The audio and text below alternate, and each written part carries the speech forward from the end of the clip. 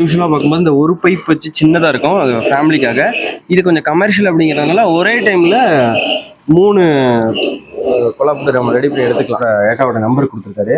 So என்னென்ன item இங்கே இருக்குது அப்படின்ட்டு. ஓ, ஃபிஷ் ஃப்ரை எல்லாம் இருக்குது ஃப்ரெண்ட்ஸ்.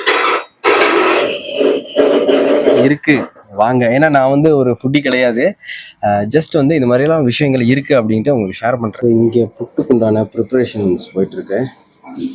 அதே ப்ராசஸ் தான். நம்ம அந்த பதம் கொண்டு வந்ததான் அதோட கரெக்ட். அந்த பஞ்சு மாதிரி வரணும் நம்மளுக்கு கேக்கோட. கரெக்ட். இது பாருங்க, இதுல வந்து கொஞ்சம் தேங்காய் கொஞ்சம் ஆட் பண்ணி கொஞ்சம் இந்த டோ அதில் வந்து ஆட் பண்ணுவாங்க. சூப்பர். அடுப்பில் வச்சாச்சு. ஸோ அந்த ஸ்டீமில் அப்படியே வேகும். ஃபிஷ் ஃப்ரை இருக்கு, சிக்கன் ஃப்ரை இருக்கு, சில்லி சிக்கன் இருக்கு. ஓகே, இந்த 3-4 ரெடி போடுறோம்.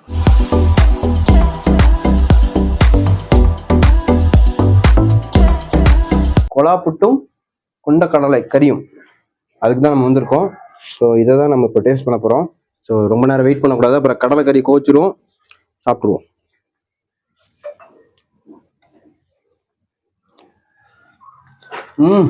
எப்படி இருக்கு டேஸ்ட்லாம்?